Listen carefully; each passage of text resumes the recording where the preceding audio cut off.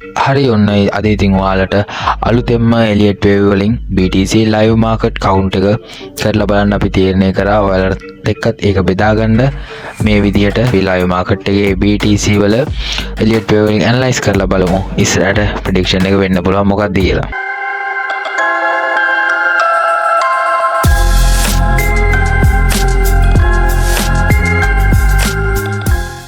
ඔයාලට මේ වීඩියෝ එක හරහා BTC live market count එක ඊළඟට Bitcoin එකේ මොනවද වෙන්න පුළුවන් කතා කරමු. ඒ දේවල් ටික මම දැනට Bitcoin එකේ ඇනලයිස් එකක් අරන් තියනවා මේ විදිහට. හරි ඉතින් මෙන්න මේ විදිහට live market එක පැත්තට ආපුවම අපිට බලා ගන්න පුළුවන් වෙනවා. මම මෙතන අරන් තියනවා WXY XZ pattern එකක් කන්ට්‍රිබියුට් වෙන්න තියෙන්නේ. දැන් අපි අපේ W wave එක කන්ෆර්ම් කරගෙන තියෙනවා සහ Y wave එක කන්ෆර්ම් කරගෙන තියෙනවා.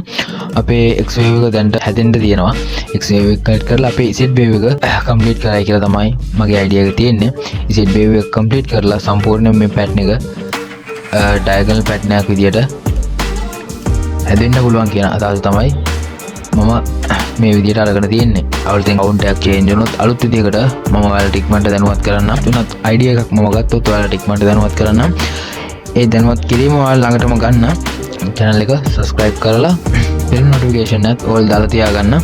එහෙනම් ඊළඟ වීඩියෝ එකෙන් හම්බ වෙනකම් ඔයාලා හැමෝටම සුබ දවසක් වේවා.